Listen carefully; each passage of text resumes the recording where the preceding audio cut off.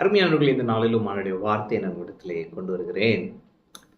தேவன் உங்களுக்கென தம்முடைய தூதர்களுக்கு கட்டளையிட்டு இருக்கிறார். பொதுவா இந்த பிரயாணம் போறோம் அப்படின்னா இந்த ஜெபம் பண்ணுவோம் பாருங்க. ஆண்டவரே, காவல் பண்ணுகிற தூதர்கள் எங்களுக்கு முன் செல்லட்டும் அப்படின்னு. ஆனா வாழ்க்கை பிரயாணத்துல கர்த்தர் நமக்கு தூதர்களுக்கு கட்டளையிட்டு இருக்கிறார். ஆமென். அப்ப ஏதோ ஒரு டிராவல் பண்றப்ப மட்டும் தூதர்கள் நம்ம கூட இல்லை. ஒவ்வொரு நாளும் எல்லா காரியங்களிலும் தேவன் தூதர்களுக்கு கட்டளையிட்டு இருக்கிறார். ஆமென். சங்கீதம் 91 பாருங்க, 11 வசனம். உன் வழிகள் எல்லாம் உன்னை காக்கும்படி உனக்காக தம்முடைய தூதர்களுக்கு கட்டளையிடுவார். அப்ப ஆண்டவர் என்ன பண்றாரு? வழிகள் எல்லாம் நம்மை காக்கும்படி, டு ப்ரொடெக்ட், டு ப்ரிசர்வ். அப்ப ஒவ்வொரு நாளும் நம்ம நடக்கிற பாதைகள் ஒவ்வொன்றிலும், நாம் எடுக்கும் முடிவுகள் ஒவ்வொன்றிலும் தேவன் என்ன செய்கிறார்? நம்மை காக்கும்படி, நம்மை பாதுகாக்கும்படி.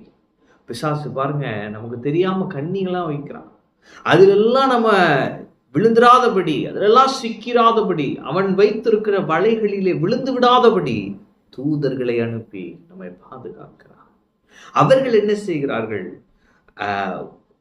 தம்முடைய தூதர்கள் கட்டளையிடுகிறார். உன் பாதம் கல்லில் இடராதபடி அவர்கள் உன்னை தங்கள் கைகளில் ஏந்தி கொண்டு போவார். கர்த்தர் நம்ம ஏந்துகிறார், சுமக்கிறார் எல்லாம் பார்த்துருக்கோம். ஆனா இங்க வசனம் என்ன போட்டிருக்குன்னா, தூதர்கள் உன்னை ஏந்தி கொண்டு போவார்கள். எதுக்கு அப்படின்னா, பாதம் கல்லில் இடராதபடி. ஆமென். அப்ப உங்களை நீங்க காயப்படும்படியாய் பிசாசு சில சதி திட்டங்களை ஆங்காங்கே வைத்திருக்கிறார். கல்ல தட்டுச்சுன்னா என்ன நடக்கும்? ரத்தம் தானே வருது. அப்ப நம்மை காயப்படுத்தும்படி பிசாசு சில சதி வேலைகளை செய்கிறான். ஆனால் ஆண்டவர் என்ன பண்றாருன்னா, தூதர்களுக்கு கட்டளை கொடுத்து நம்மை பாதுகாக்கிறார். ஒரு சேதமும் உங்களுக்கு நேரிடாது.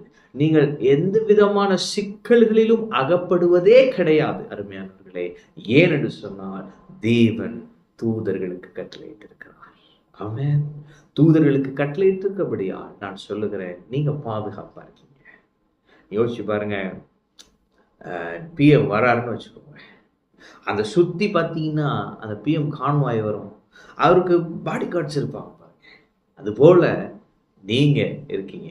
உங்களை சுத்தி பரலோகத்திலிருந்து ஆட்களை அனுப்பியிருக்கிறாரு. அவங்க உங்களை சுத்தி இருக்கிறாங்க. நீங்க ரொம்ப பத்திரமான இடத்துல, பாதுகாப்பான இடத்துல இருக்கிறீங்க. இப்ப நீங்க இந்த கண்ணில் நம்ம பார்க்குறப்ப நம்மளை பார்த்து ஒன்றும் தெரியல சுத்தி என்ன இருக்குன்னா, ஆவிக்குரிய கண்களிலே பார்க்கும் பொழுது நீங்கள் புரிந்து கொள்ளலாம், தேவன் உங்களுக்காக தூதர்களுக்கு கட்டளையிட்டிருக்கிறார் என்பதை. உங்களால் தூதர்கள் உங்களுக்கு கிரியை செய்வதை, உங்களுக்கு ஊழியம் செய்வதை உணர முடியும், அனுபவிக்க முடியும். நான் சொல்லுகிறேன், இந்நாட்களிலே தூதர்களின் ஊழியத்தை நீங்கள் அனுபவிக்க போகிறீர்கள். உங்களுக்காக கர்த்தர் தூதர்களுக்கு கட்டளையிட்டிருக்கிறார். ஒரு சேதமும் நீங்கள் அடையாதிருப்பீர்கள். எந்த சிக்கல்களிலும் சிக்காதிருப்பீர்கள். எந்த இடரல்களிலும் இடராதிருப்பீர்கள். கர்த்தர் உங்களை பாதுகாப்பார். தூதர்களின் ஊழியத்தை அனுபவிப்பீர்கள். ஆமென். கர்த்தர் உங்களோடு இருக்கிறார். கர்த்தர் உங்களை ஆசீர்வதிப்பார்.